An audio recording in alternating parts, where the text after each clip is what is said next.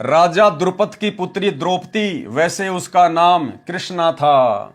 राजा द्रौपद की बेटी होने के कारण द्रौपदी नाम से प्रसिद्ध हुई। द्रौपदी कंवारी थी। उसके पिताजी ने एक नदी के किनारे स्त्रियों के स्नान के लिए जनाना घाट बनवा रखा था। गर्मी का मौसम था। द्रौपदी प्रतिदिन की तरह अपनी सैकड़ों सहेलियों के साथ उस दरिया के घाट पर स्नान करने गई तो देखा एक साधु दरिया के अंदर सीने तक गहरे जल में खड़ा था, हाथ इधर उधर चला रहा था। द्रौपदी ने कुछ देर संत की क्रिया को देखा तो लगा कि साधु स्नान नहीं कर रहा। किनारे पर देखा तो वस्त्र नहीं रखे थे, वह साधु अंधा था। घाट से लगभग 100 फुट दूरी पर दरिया में स्नान करने के मकसद से आया हुआ था। उसको ये नहीं ज्ञान था कि आसपास कोई जनाना घाट यानी लेडीज घाट है। जब लड़कियों की आवाज सुनाई दी तब उसको समझते देर नहीं लगी कि तू गलत स्थान पर आ गया है। राजा की स्त्रियों के स्नान का स्थान आसपास है। शर्म के मारे वह संत दरिया में गहरे पानी में चला गया। छाती तक गहरे पानी में जाकर खड़ा हो गया। उसके पास एक कोपीन 6 इंच चौड़ा 2 फुट लंबा कपड़ा जो पर्दे पर साधु बांधते हैं उसको कोपीन भी कहते हैं, दूसरी नहीं थी। अन्य कोई वस्त्र नहीं था। स्नान करके उसको कुछ देर घास पर डालकर सुखाकर पुनः बांध लेता था या गर्मी के मौसम में पहने पहने ही सूख जाती थी। उस दिन वह कोपीन दरिया के पानी में बह गई। संत नग्न जल में खड़ा खड़ा आसपास हाथों को हिला रहा था कि कोई कपड़ा बहता हुआ आ जाए तो बाहर जाने योग्य बनूं। उस घाट के नीचे की ओर यानी जिधर पानी बहकर जा रहा था उस ओर पानी में संत स्नान कर रहा था। द्रौपदी बुद्धिमान तथा भगत आत्मा थी। पहले तो द्रौपदी ने विचार किया था कि स्नान करके संत से परमात्मा की चर्चा करूंगी। स्नान करने के बाद भी देखा कि संत तो उसी स्थिति में खड़ा है तो समझते देर नहीं लगी। बहन द्रौपदी ने अपनी साड़ी से 8-9 इंच चौड़ा और 3-4 फुट लंबा टुकड़ा फाड़कर दरिया में छोड़ दिया, परंतु संत के हाथ नहीं लगे। ध्यान देना भाई और बहनों, शिक्षा लेनी, हमने शिक्षा लेनी है। द्रौपदी को समझते देर नहीं लगी कि साधु महात्मा नंगा है, लगता है इसका कपड़ा बह गया। शर्म के मारे बाहर निकलना नहीं चाहता, कहीं ऐसा ना हो कि पानी का बहाव तेज हो जाए और ये बह जाए। हालांकि वो तो परमात्मा थे, लीला कर रहे थे, लेकिन द्रौपदी तो एक आत्मा थी, एक जीव थी, उसको तो नहीं पता था इस बात का। उन्होंने तो एक अंधा महात्मा ही समझा। तो द्रौपदी ने क्या किया, अपनी साड़ी का पल्लू फाड़ फाड़ कर कोपीन की साइज का, एक टोवेल की साइज का, और उस संत की तरफ यूं छोड़ना शुरू कर दिया। लेकिन वो कपड़ा पानी में दूर से बह जाता, उस अंधे महात्मा को हाथ नहीं लग रहा था। ऐसा द्रौपदी ने 7-8 बार किया, 7-8 बार।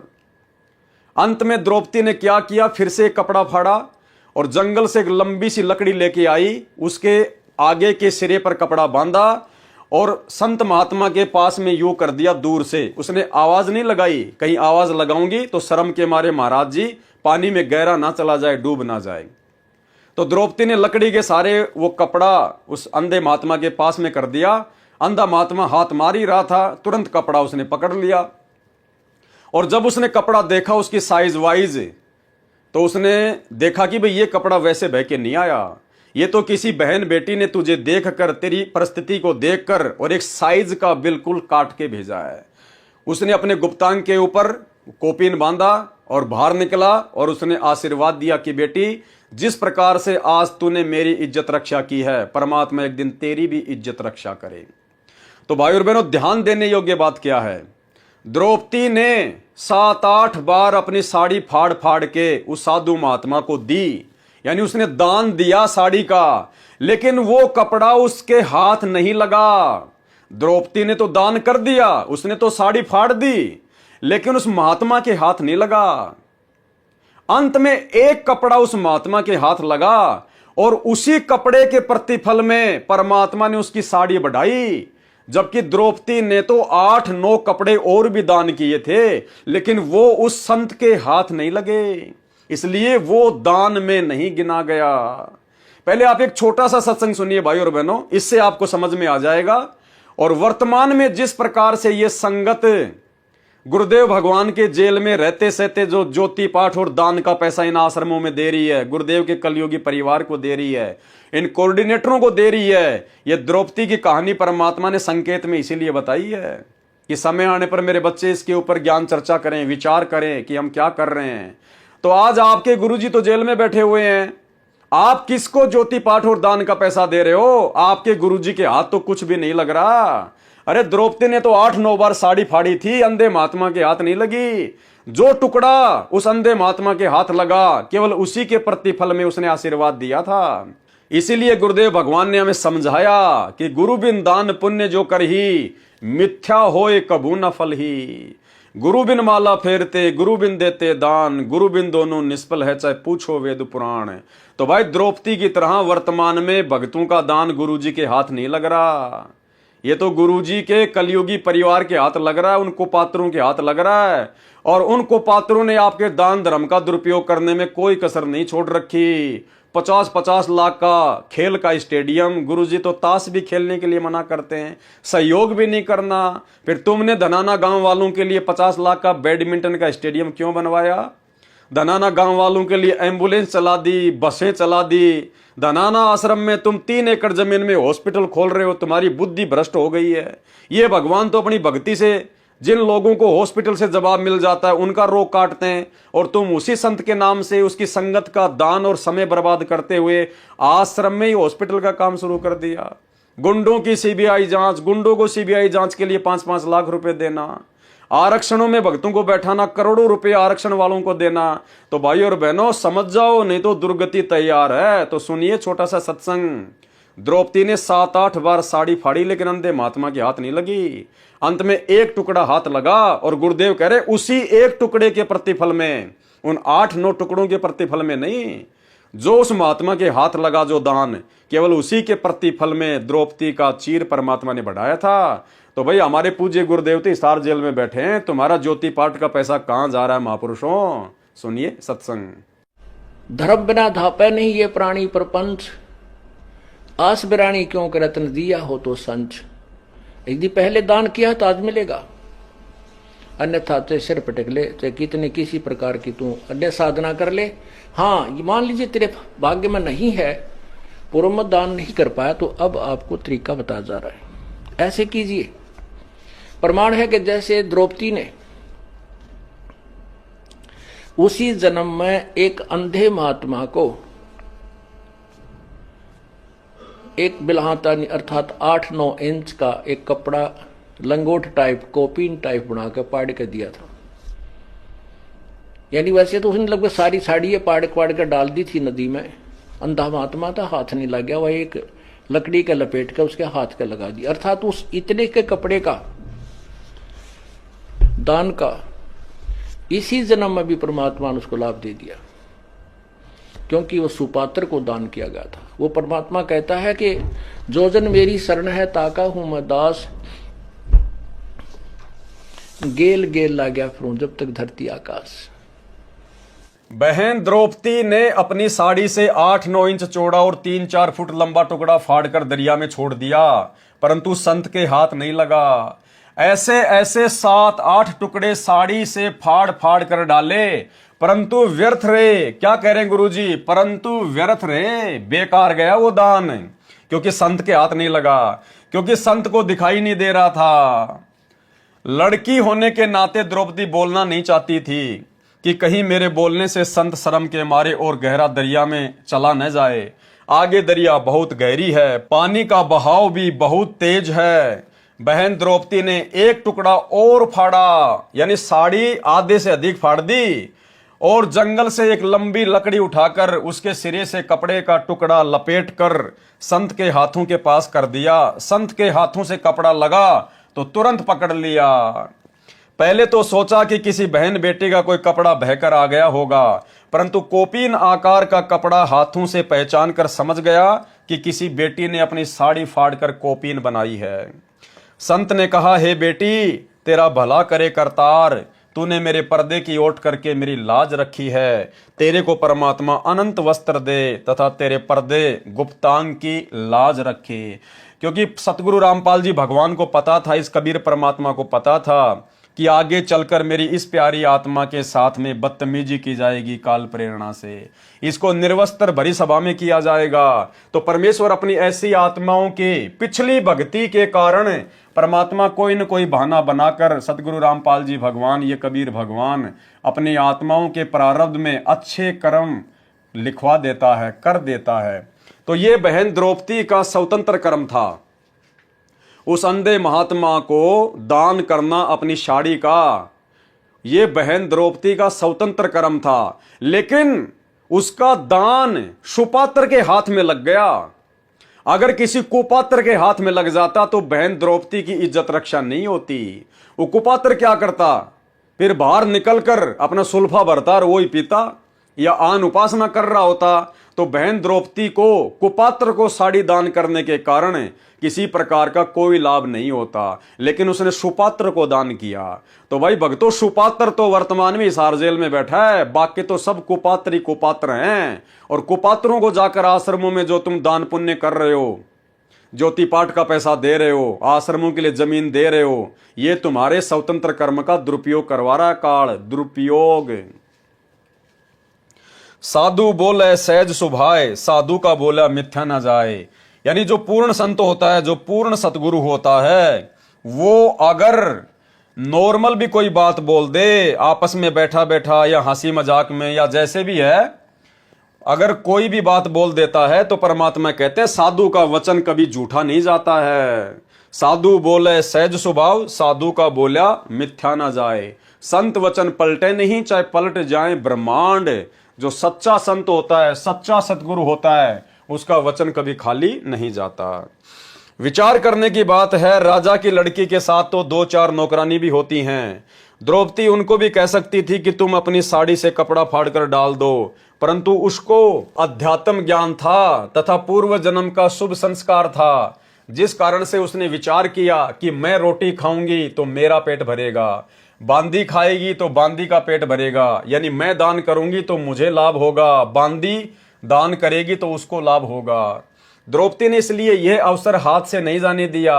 संत कोपीन बांध कर चला गया, लड़कियां पहले चली गई थी। द्रौपदी का विवाह अर्जुन के साथ हुआ। माता की आज्ञा अनुसार वह 5 पांडवों की पत्नी बनी। जिस समय राजा युधिष्ठिर जुए के खेल में दुर्योधन से सर्व राज तथा द्रौपदी को भी हार गए, तब भरी सभा में दुर्योधन ने द्रौपदी को नंगी करने की योजना बनाई। दुर्योधन ने अपने भाई दुशासन से कहा कि द्रौपदी को नंगा करके मेरी जांग पर बैठा। सभा में 5 पांडव, 101 कौरव तथा गुरु द्रोणाचार्य, दानवीर कर्ण, भीष्म पितामह, चाचा विदुर तथा अन्य सेनापति उपस्थित थे। दुर्योधन का आदेश पाकर दुशासन द्रौपदी की साड़ी का पल्ला पकड़कर साड़ी उतारने लगा। द्रौपदी ने पहले तो अपने 5 पतियों की ओर देखा। वे जुए में हार चुके थे, मर्यादा में बंधे थे। नीचे गर्दन कर ली, देखा तक नहीं। अन्य उपस्थित महानुभावों की ओर देखा और रक्षा की प्रार्थना की, परंतु वे दुर्योधन का मलिन अन्न खाकर मलिन आत्मा हो चुके थे। उस सभा में एक संत विदुर जी विराजमान था, जो इंसान बीज था। विदुर जी खड़ा हुआ और दुर्योधन से कहने लगा कि हे दुर्योधन, आप किसकी बेइज्जती कर रहे हो? आपका एक कुल, एक परिवार है। जनता कहेगी कि अपनी इज्जत आप ही खराब कर दी। कुछ विचार से काम लो, अहंकार में अंधा न हो। यह बात सुनकर दुर्योधन अपने चाचा विदुर को बुरा भला कहने लगा कि तू गुलाम सोच का व्यक्ति है, तू तो बांदी नौकरानी का पुत्र है, तू तो पांडवों का सदा ही पक्ष लेता आ रहा है। यह सुनकर भीष्म पितामह, गुरु द्रोणाचार्य तथा कर्ण मुस्कुराए। अब देखना भाइयों और बहनों, इनके साथ में क्या बनेगी। भीष्म पितामह, गंगा पुत्र गुरु द्रोणाचार्य और ये सूर्य पुत्र कर्ण। दुर्योधन ने उठकर अपने चाचा के मुख पर थप्पड़ मारा। विदुर सभा छोड़कर चला गया। भाई, एक सच्चे न्यायकारी व्यक्ति का, एक सच्चे भगत का यही होता है, या तो सभा में बैठो मत, अगर सभा में बैठो तो सच को सच कहो, चाहे कीमत कोई भी क्यों ना चुकानी पड़े। और यदि आपकी बात को कोई नहीं मानता है तो सभा को त्याग कर चल देना चाहिए, अन्यथा दोषी बन जाओगे। भीष्म पितामह, द्रोणाचार्य या कर्ण में से कोई एक भी खड़ा होकर यह कह देता कि दुर्योधन, तुम भाई भाई कुछ भी करो, परंतु सभा में अबला के साथ दुर्व्यवहार ठीक नहीं, यह क्षत्रिय धर्म के विरुद्ध है, तो कौरवों की क्या मजाल थी कि वे द्रौपदी के चीर को हाथ लगा दें। उन्होंने कुछ भी प्रतिक्रिया नहीं की, सभा में बैठे रहे। पाठक जन विचार करें भाई और बहनों, भीष्म पितामह, द्रोणाचार्य और कर्ण इतने जबरदस्त योद्धा थे, सूरवीर थे। गुरुदेव भगवान कहते उनमें से अगर एक भी खड़ा होके कह देता कि नालायको तुम ये क्या कर रहे हो, अरे एक ही परिवार के भाई बंधु और अपनी इज्जत को उछाल रहे हो तुम, अगर एक भी खड़ा होके हिम्मत कर लेता, दुर्योधन की औकात नहीं थी।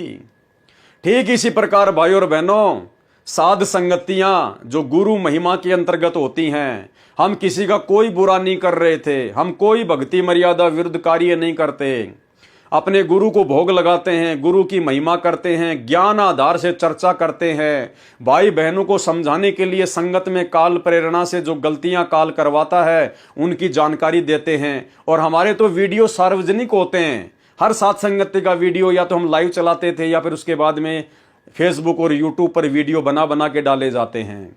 कोई माई का लाल एक भी पॉइंट उनमें गलत साबित नहीं कर सकता, जितनी हमारी बुद्धि ने काम किया। बाकी हम भी जीव हैं। इसके बावजूद सतलोक आश्रम मैनेजमेंट हरियाणा के द्वारा, गुरुदेव के परिवार के द्वारा हम लोगों को मारा गया, पीटा गया, बदतमीजियां की गई, झूठे मुकदमे लगाए, जेल में डलवाए।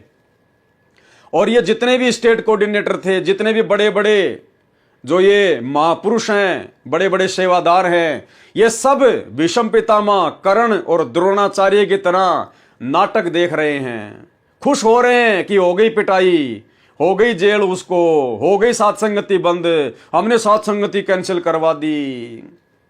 भीष्म पितामह, कर्ण और द्रोणाचार्य की तरह ये बड़े बड़े स्टेट कोऑर्डिनेटर, बड़े बड़े सेवादार सतगुरु रामपाल जी परमेश्वर जी के काल प्रेरित कलयुगी परिवार का मलिन अन्न खाकर इनकी आत्मा मलिन हो चुकी है। भाई और बहनों, अगर इनमें से अगर 2-4 कोऑर्डिनेटर भी अगर हिम्मत कर लेते ना, स्टेट कोऑर्डिनेटर 2-4 भी अगर ज्ञान को आधार बनाकर, अगर जरा भी कॉमन सेंस को यूज करके कि भाई चलो ठीक है कुछ भी है, लेकिन वो कर तो गुरु महिमा रहे हैं, अरे वही गुरु जी का ज्ञान बता रहे हैं, गुरु जी के सत्संगों पे चर्चा कर रहे हैं, गुरु जी को भोग लगा रहे हैं, फिर उन्हें क्यों परेशान किया जाता है। आज समाज के अंदर बालाजी के, हनुमान जी के, माता जी के, शंकर जी के लाखों मंदिर हैं। कोई तो अपना कोई मंदिर पूजता है, कोई अपनी साधना कैसे करता है। क्या कोई दूसरा व्यक्ति ये आके कहता है कि भैया मैं तो दक्षिण मुखी हनुमान जी को पूजता हूं और तू ये उत्तर मुखी हनुमान जी को क्यों पूज रहा है? क्या वो लड़ाई झगड़ा करते हैं? क्या वो मारपीट करते हैं?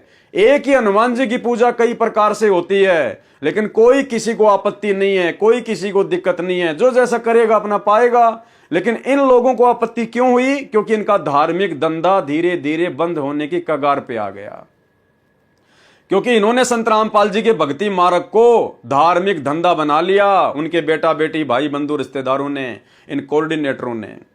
अगर 2-4 स्टेट कोऑर्डिनेटर या मुख्य मुख्य सेवादार भी, जिनके ऊपर संगत विश्वास करती है नादानी में, अगर वो हिम्मत करके खड़े हो जाते और सात संगतियों के पक्ष में आ जाते, क्योंकि सात संगतियां सत्य हैं और सत्य का पक्ष लिया जाता है, तो गुरुजी के बेटा बेटी की, गुरुजी के भाई की औकात नहीं है। उसके बाद फिर वो सात संगतियों को बंद करवा दें, सात संगतियों में मारपीट करवा दें, या पुलिस वालों को शराब पिला के उनको पैसे दे के सात संगतियों में भेजकर सत्सेवक भाई बहनों की पिटाई करवाएं। जिस प्रकार से दिल्ली की सात संगति में पुलिस वालों को शराब पिलाकर भक्तों की मार पिटाई जो है वो करवाई गई। तो भाई और बहनों, इनके साथ में क्या बनेगी? अरे चलो, भीष्म पितामह, द्रोणाचार्य और कर्ण को तो ये तत्व ज्ञान नहीं था भाई, लेकिन तुम्हारे को तत्व ज्ञान देने में गुरुदेव ने कौन सी कमी छोड़ दी? तो भाई संभल के रहना, कर्म तुम्हारे बिगड़ चुके हैं, तुमने स्वतंत्र कर्मों का दुरुपयोग किया है। आने वाले समय में क्या होगा, सावधान हो जाना। और आने वाले समय में फिर भीष्म पितामह, द्रोणाचार्य और कर्ण के साथ क्या हुआ, और फिर उसका क्या कारण बताया गुरुजी ने कि इन ऐसे ऐसे महापुरुषों की दुर्गति क्यों हुई। परंतु सभा में अबला के साथ दुर्व्यवहार ठीक नहीं है, यह क्षत्रिय धर्म के विरुद्ध है। तो कौरवों की क्या मजाल थी कि वे द्रौपदी के चीर को हाथ लगा दें। उन्होंने कुछ भी प्रतिक्रिया नहीं की, सभा में बैठे रहे। पाठक जन विचार करें, उनका सभा में बैठे रहना क्या दर्शाता है? उनके मन की घोर नीचता सामने द्रौपदी को नंगा करने का प्रयत्न भीष्म पितामह, कर्ण, द्रोणाचार्य सहित सर्व सभासद तमाशा देख रहे थे। वे द्रौपदी के गुप्तांग को देखने के लिए बैठे थे। क्या कह रहे हैं गुरुदेव भगवान? वे द्रौपदी के गुप्तांग को देखने के लिए बैठे हुए थे, उसके अंगों को देखने के लिए। उनके मन में दोष था, यह स्पष्ट है। और वहां क्या रीछ नचाया जा रहा था? यही कारण था कि तीनों द्रोणाचार्य, भीष्म पितामह और कर्ण बाणों से छलनी किए गए। अंत में क्या दुर्गति हुई उनकी? बाणों से छलनी किए गए। उन्होंने सत्य का साथ नहीं दिया, उनके मन में दोष था, उन्होंने झूठों का साथ दिया। ये जितने भी स्टेट कोऑर्डिनेटर हैं, जितने भी बड़े बड़े सेवादार हैं, इन सब के मन में दोष है, स्वार्थ है, लालच है। काल प्रेरणा से इन्होंने कभी भी साथ संगत वालों का सत्य आधार से पक्ष नहीं लिया। और ये सतलोक आश्रम मैनेजमेंट हरियाणा वालों का, गुरुदेव के परिवार वालों का मलिन अन्न खाकर इन सब की बुद्धि भीष्म पितामह, द्रोणाचार्य और कर्ण की तरह गंदी हो चुकी है। यही कारण था कि तीनों द्रोणाचार्य, भीष्म तथा कर्ण बाणों से छलनी किए गए थे। क्योंकि भाई और बहनों, ये उनका स्वतंत्र कर्म था, ये उन तीनों का स्वतंत्र कर्म था। वो चाहते तो हिम्मत करके उस बहन को निर्वस्त्र होने से बचा भी सकते थे और परमात्मा के अजाब से वो बच जाते, कहर से वो बच जाते, लेकिन उन्होंने अपने स्वतंत्र कर्म का दुरुपयोग किया। ठीक इसी प्रकार ये स्टेट कोऑर्डिनेटर और बड़े बड़े सेवादार, इन्होंने भी अपने स्वतंत्र कर्मों का दुरुपयोग किया। जबकि पवन दास के वीडियो ये लोग सबसे पहले देखते हैं, सब देखते हैं, उसके बाद ही तो ये संगत को भ्रमित करते हैं कि उसके वीडियो मत देखो। क्योंकि इनको पता है कि अगर पवन दास के वीडियो किसी ने देख लिए, भाई सच्चाई से परिचित हो जाएगा, हमारे अज्ञान और पाखंड का उनको पता चल जाएगा। फिर आश्रम में कौन आएगा? ज्योति पाठ का पैसा कौन देगा? हमारा धंधा कैसे चलेगा? इसीलिए तो इन लोगों ने मुझ पवन दास के वीडियो देखने से संगत को डराया, मना किया, धमकाया, गुरुद्रोही कर दिया जाएगा, तुम्हें आश्रम में नहीं आने दिया जाएगा। अरे परमात्मा कहते हैं, कहे कबीर सोए जन मेरा, जो नीर खीर का करे निबेरा। गुरुदेव तो कहते हैं कि मेरे भक्ति मार्ग में मेरा भगत तो वो है कि जो दोनों तरफ की बातों को देखे, सोचे, समझे और फिर मेरे ज्ञान आधार से निर्णय करे क्या सही और क्या गलत है। खुद हमारे सतगुरुदेव भगवान ने नकली संतों के सत्संग दिखा दिखा के, इनके कैसेट दिखा दिखा के, इनके सत्संग दिखा दिखा के, इनके पुस्तकें दिखा दिखा के आप और हमारे को भक्ति मार्ग पर सत्य से परिचित कराया है। अगर हम खाली अपने गुरुदेव का देखते रहते और दूसरे पंथों के अज्ञान को ना देखते तो हम कभी भी इतने दृढ़ नहीं होते। लेकिन गुरुदेव ने दोनों तरफ की बातें दिखाई है। एक असली जज वही होता है जो दोनों तरफ की बातें सुन के उसके बाद में फैसला लेता है। लेकिन यहां तो संगत को दूसरे पक्ष, साथ संगत वालों के वीडियो देखने के लिए डराया जा रहा है, धमकाया जा रहा है। अरे क्या संत रामपाल जी भगवान का ज्ञान इतना कमजोर है तुम लोगों की दृष्टि में? अगर पवन दास के वीडियो देख लेंगे तो भक्ति से दूर हो जाएंगे। अरे भैया, इतना ज्ञान कमजोर नहीं है पूज्य गुरुदेव भगवान का। ये तो तत्व ज्ञान है। और ज्ञान सब ज्ञान अड़ी, कबीर ज्ञान सो ज्ञान, जैसे घोड़ा तोप का करता चले मैदान। लेकिन तुमको चिंता तुम्हारे धार्मिक धंधे की कि पवन दास के यदि सत्य वीडियो किसी ने देख लिए तो भगत तो फिर इन आश्रमों की तरफ मुंह करके भी नहीं सोएगा। लेकिन भाई कब तक निभेगी? कब तक निभेगी? ज्यादा दिन नहीं है। यही कारण था कि तीनों द्रोणाचार्य, भीष्म तथा कर्ण बाणों से छलनी किए गए थे। ये उनको उसी जन्म के कर्म का पाप फल था। ये उन तीनों को उसी जन्म के स्वतंत्र कर्म का परिणाम भोगना पड़ा। उनको दुर्योधन को रोकना चाहिए था, यदि नहीं तो सभा छोड़कर चला जाना चाहिए था। इसी प्रकार इन स्टेट कोऑर्डिनेटरों को, बड़े बड़े सेवादारों को जो इन आश्रमों में रहते हैं, इनको मैनेजमेंट वालों को रोकना चाहिए था। गुरुदेव के परिवार वालों को समझाना चाहिए था कि नालायको वो क्या गलत कर रहा है। अरे वो बेचारा तुम्हारे तो बाप के गुण गा रहा है, तुम्हारे तो गुरु का गुण गा रहा है, और वो कर क्या रहा है? कौन सा वो आसाराम की बातें बता रहा है? और फिर भी यदि वो नहीं मानते तो ठोकर मार देनी चाहिए थी ऐसे स्टेट कोऑर्डिनेटर के जो है पद को। ऐसे स्टेट कोऑर्डिनेटर के पद को ठोकर मार देनी चाहिए थी कि थूकता हूं तेरे स्टेट कोऑर्डिनेटर के पद पे, पकड़। भक्ति करने के लिए आए हैं, गुलामी और चापलूसी के लिए नहीं आए। गुरुजी पार करेंगे, तुम पार नहीं करोगे। हम तो सत्य के साथी हैं, और सत्य चाहे तुम्हारे साथ में हो चाहे साथ संगति में हो, हम तो भाई सत्य के साथी हैं। क्योंकि हमारा पिता सत्संगी है। जब हमारा बाप सत्य का साथी है तो हम तुम जैसे झूठों का साथ क्यों दें? लेकिन इन्होंने तो उल्टा उनके कुकर्मों में बढ़ चढ़ के सहयोग किया, बढ़ चढ़ के सहयोग किया। और वर्तमान में भी कर रहे हैं, और बेचारी भोली भाली संगत के तेजी से कर्म फुड़वा रहे हैं। यदि नहीं तो सभा छोड़कर चला जाना चाहिए था, तब वे पाप के भागी नहीं बनते। और आगे क्या बताया गुरुदेव ने, जो अधिकारी है और अपने कर्तव्य से गिरता है वह महापाप का भागी होता है। ये जितने भी स्टेट कोऑर्डिनेटर हैं ये सब एक प्रकार से अधिकारी हैं, पूरे स्टेट की संगत इनके पीछे लगी हुई है। नादानी में इनके एक आदेश की प्रतीक्षा में चाहे संगत से कुछ भी कुकर्म करवा लो, तो ये लोग अधिकारी हैं वर्तमान में। और अधिकारी व्यक्ति यदि इस प्रकार से अपने अधिकार का दुरुपयोग करता है तो गुरुदेव कहते हैं महापाप का भागी होता है, वह महापाप का भागी होता है। द्रौपदी ने देखा कि सांसारिक सहारा तो नकली निकला, तब सबकी आशा त्याग कर परमात्मा की आशा लगाई। तो परमेश्वर ने, कौन से परमेश्वर ने? सतगुरु रामपाल जी परमेश्वर ने, इस कबीर भगवान ने। तो परमेश्वर ने उस अंधे महात्मा को दिए चीर के लीर टुकड़े के प्रतिफल में, और साधु के आशीर्वाद के प्रताप से द्रौपदी का चीर अनंत कर दिया। दुशासन में 100 हाथियों जितनी शक्ति थी, द्रौपदी तो उसके सामने कमल की फूल थी। दुशासन का पसीना छूट गया, साड़ी को खींचते खींचते थक गया, साड़ी का ढेर लग गया, परंतु अंत नहीं आया। तब द्रौपदी को श्री कृष्ण जी ने बाद में बताया कि यह तो तेरा चीर बड़ा है ना, ये उस अंधे महात्मा को दिए कपड़े का फल है जो तूने विवाह से पहले दरिया में स्नान करते समय दिया था। एक चीर के कारण मेरा बढ़ गया चीर अपार। चीर यानी वो कपड़े का टुकड़ा। द्रौपदी ने फिर क्या कहा कि एक चीर के कारण मेरे बढ़ गए चीर अपार, जो मैं पहले जानती तो देती सब कुछ वार। अगर मुझे पहले पता होता कि ये अंधा महात्मा इतनी बड़ी शक्ति है और इसको दिया गया दान आगे चलकर इतना बड़ा लाभ देगा, तो द्रौपदी कहती है साड़ी क्या, मैं तो अपना सब कुछ वार देती, धन दौलत वगैरह सब कुछ। तो भाई और बहनों, द्रौपदी को तो बहुत लेट जाकर इस बात का पता चला, बाद में उसके हाथ से मौका छूट गया। लेकिन आप और हमारे सामने तो वर्तमान में वही महात्मा जिसने अंधे महात्मा का रोल किया, वही कबीर परमात्मा सतगुरु रामपाल जी वर्तमान में हमारे समक्ष प्रकट है। द्रौपदी के हाथ में तो बाद में मौका नहीं रहा, लेकिन आज आप और हमारे पास में तो मौका है।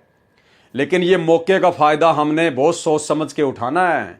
वर्तमान में काल इसका दुरुपयोग करवा रहा है। गुरु भगवान बैठा जेल में और काल बाहर इनको पात्रों को ज्योति पाठ और दान का पैसा जो है दिलवा रहा है, और ये भक्तों के कर्म फोड़ रहे हैं सारे उल्टे काम करके। आप लोगों से कुछ भी नहीं छुपा हुआ है। तो अपने गुरुदेव भगवान को साक्षात जो दान दिया जाता है, या गुरुदेव के मुख कमल से सुनकर आमने सामने जो दान दिया जाता है, वो होता है सुपात्र को दिया हुआ दान। वो दान फिर इतना काम करता है कि एक लीर के कारण मेरे हो गए चीर अपार, और जो मुझे पहले पता होता मैं देती सब कुछ वार। तो कुछ भी वारो भक्ति मार्ग में, ज्ञान को आधार बनाकर सुपात्र के ऊपर वारो। अपने गुरुदेव भगवान के आने के बाद में इनके चरणों में अपना सब कुछ जो चाहो न्योछावर कर देना, लेकिन इनकी गैर हाजिरी में काल प्रेरणा से नादानी मत करना। कुपात्रों को, इनके परिवार को ज्योति पाठ और दान का पैसा मत देना। उनके कुक्रम भी आप लोगों के सामने हैं, सामने। एक चीर के कारण बढ़ गए चीर अपार, जो मैं पहले जानती तो देती सर्वस्वार, न्योछावर कर देती। ये कर्म फल द्रौपदी को उसी जन्म के कर्म का फल मिला। ये द्रौपदी का स्वतंत्र कर्म था जो उसने उसी जन्म में किया, और उसका शुभ परिणाम भी उसको उसी जन्म में मिल गया। परमात्मा ने उसको निर्वस्त्र होने से बचाया। यह एक आध विशेष आत्मा के साथ ही होता है। कर्म फल को समझने के लिए उपरोक्त उल्लेख पर्याप्त है। गुरुदेव कह रहे बहुत कुछ समझा दिया, समझदार को संकेत काफी होता है। आप और हम कोई आम व्यक्ति नहीं है, आम प्राणी नहीं है। गुरुदेव ने हमें 30 साल से भक्ति मार्ग में, तत्व ज्ञान में रंग दिया। अब हमने संकेतों को समझ लेना चाहिए। अब परमेश्वर को हम इतना दुखी ना करें। अब हमें परमेश्वर के संकेत समझ में आ जाने चाहिए। शब्द सैन सतगुरु की पहचान है, वो पावे अटल सुहाग रे। प्रश्न, क्या प्रारब्ध कर्म जो भाग्य में लिखा है बदला जा सकता है? यानी काल ने जो हमारे भाग्य में लिख दिया, जो 75% पाप और पुण्य का रेशियो निकाल के जो जीव को भोगना ही होता है, तो सवाल करता कह रहा है कि क्या वो प्रारब्ध कर्म जो भाग्य में लिखा है उसको बदला जा सकता है? उत्तर दिया गुरुदेव ने, जब पूर्ण संत जो परमेश्वर कबीर जी स्वयं या उनका कृपा पात्र संत मिल जाता है, अब यहां पर उनका कृपा पात्र संत लिखना गुरुदेव भगवान के लिए वर्तमान में थोड़ी सी मजबूरी है, क्योंकि डायरेक्ट उनको कोई परमात्मा नहीं मान सकता, इसलिए ये अपने आप को छुपाते हैं, अपने आप को पूर्ण परमात्मा का संत कहकर अपने आप को छुपाते हैं, जबकि ये स्वयं ही पूर्ण परमात्मा है। जब पूर्ण संत जो परमेश्वर कबीर जी स्वयं या उनका कृपा पात्र संत मिल जाता है, तो पाप कर्म जो प्रारब्ध में हैं या संचित कर्मों में हैं वह सत्य साधना से समाप्त हो जाता है। यानी जब आप सच्चे पूर्ण संत कबीर परमेश्वर की शरण में आ जाते हो, उपदेश ले लेते हो, क्योंकि भाइयों और बहनों एक समय में पृथ्वी पर एक ही संत होता है और वो केवल स्वयं कबीर भगवान ही होता है, पूर्ण परमात्मा होता है। एक समय में पृथ्वी पर एक ही संत होता है। सुनिए, इसलिए हमने उन नकली सतगुरुओं से बात नहीं बनेगी, एक समय में एक ही सतगुरु होता है। जैसे परमात्मा जब आए थे उन्होंने किसी को भी नाम देने का आदेश नहीं दिया था और स्वयं ही उपदेश दिया करते थे। 64 लाख शिष्य उनके हो गए थे, उन सब के स्वयं ही गुरु थे, स्वयं ही सतगुरु थे। और एक समय में एक ही संत होता पूरी पृथ्वी पे उस परमेश्वर का। वैसे तो ये अन्य उपासना बताने वालों की तो गिनती ही नहीं है। और वो परम संत आज वर्तमान में सतगुरु रामपाल जी परमेश्वर हैं, ये पूर्ण कबीर साहिब है। तो जो इनकी शरण में आ जाता है उसके बाद में काल ने हमारे भाग्य में संचित कर्मों से पाप और पुण्य निकालकर जो 75% हमारा प्रारब्ध बना दिया, भाग्य बना दिया है, उसको हल्का किया जा सकता है। उन प्रारब्ध कर्मों को काटा जा सकता है, उनको चेंज किया जा सकता है। सतगुरु जो चावे सो कर ही 14 कोटि दूत यम डर ही, ओत भूत जमत्रास निवारे और चित्रगुप्त के कागज फाड़े। ये 75% जो चित्रगुप्त के द्वारा काल ने जो हमारे प्रारब्ध कर्म लिखवा दिए, सतगुरु उनको फाड़ सकता है और किसी की औकात नहीं, किसी के बस की बात नहीं है। जब पूर्ण संत जो सतगुरु परमेश्वर कबीर जी स्वयं या उनका कृपा पात्र संत मिल जाता है, तो पाप कर्म जो प्रारब्ध में है या संचित कर्मों में है वह सत्य साधना से समाप्त हो जाता है। कबीर जब ही सतनाम हृदय धर्यो भयो पाप को नाश, जैसे चिनगी अग्नि की पड़े पुराने घास। गरीब मासा घटे न तिल बदे, विधना लिखे जो लेख। विधना यानी इस काल ने, इस धर्मराज ने जो लेख लिख दिए 75%, कहते हैं जब तक आप पूर्ण संत की शरण में नहीं आओगे, मासा घटे ना, मासा यानी थोड़ा सा भी, और तिल बदे यानी तिल के जितना भी कोई उनके अंदर बदलाव नहीं कर सकता, बढ़ा नहीं सकता। गरीब मासा घटे ना तिल बदे, विधाता लिखे जो लेख। साचा सतगुरु मेट कर ऊपर मार दे मेख। गरीब जमजोरा जासे डरे मिटे कर्म के लेख। अदली असल कबीर है कुल के सतगुरु एक। मिटे कर्म के लेख, चित्रगुप्त के कागजों का लेख मिटा देता है सतगुरु। जब तक पूर्ण संत कबीर जी की भक्ति नहीं करता और करवाता है, तब तक कबीर जी ने कहा है कर्म रेख टारी न टरे। वशिष्ठ मुनि से त्रिकाल योगी शोध के लगन धरे, सीता हरण मरण दशरथ का बण बण राम फिरे। भावार्थ, ऋषि वशिष्ठ जी राजा जनक के कुल गुरु थे। वे त्रिकालदर्शी, भूत भविष्य तथा वर्तमान की जानने वाले माने जाते थे। उन्होंने जनकपुरी में राम सीता के विवाह को 3 दिन आगे कर दिया था। बारात वहीं रुकी रही थी। उसी के पश्चात बारात को 3 दिन रोकने की परंपरा शुरू हुई थी, जो कालांतर में समाप्त प्राय हो चुकी है, जो वर्तमान में समाप्त हो चुकी है। इसलिए विवाह का लगन 3 दिन आगे किया था। ऋषि ने कारण बताया था कि यह मुहूर्त ठीक नहीं है, 3 दिन बाद शुभ लगन मुहूर्त है। शुभ लगन में किए विवाह से बच्चों के गृहस्थ जीवन में कोई आपत्ति नहीं आएगी, सुखी जीवन व्यतीत करेंगे। श्री रामचंद्र जी तथा सीता जी का विवाह ऋषि वशिष्ठ जी के बताए अनुसार शोध कर किए गए मुहूर्त में किया गया था। कबीर परमेश्वर जी ने बताया कि उस शुभ लगन से भाग्य अर्थात प्रारब्ध में कोई परिवर्तन नहीं हुआ। विवाह के तुरंत पश्चात श्री रामचंद्र तथा सीता व लक्ष्मण का वनवास हुआ। वन से सीता का अपहरण हुआ। श्री रामचंद्र जी वन वन भटक रहा था। पुत्र वियोग में राजा दशरथ की मृत्यु हो गई, घर में कहर हो गया। पूर्ण संत बिना कर्म का फल भोगना ही पड़ता है। कर्म बोध पेज नंबर 165 पर। कबीर कर्म फांस छूटे नहीं, के तो करो उपाय। सदगुरु मिले तो उबरे, नहीं तो परले जाए। कबीर सागर के अध्याय कर्मबोध का सारांश संपूर्ण हुआ। सत्य साहिब यानी सतगुरु रामपाल जी भगवान, सच्चा परमात्मा, अविनाशी परमात्मा। तो भाई और बहनों, आज के वीडियो में केवल इतना ही। कल रात्रि 8 बजे सभी भाई बहन फिर से दास के Facebook page Pawan Das is live के ऊपर लाइव जुड़िए, और तब तक गुरुदेव भगवान हम सबको आज्ञा दें, इजाज़त दें, आशीर्वाद दें। बंदी छोड़ सतगुरु रामपाल जी भगवान की जय हो।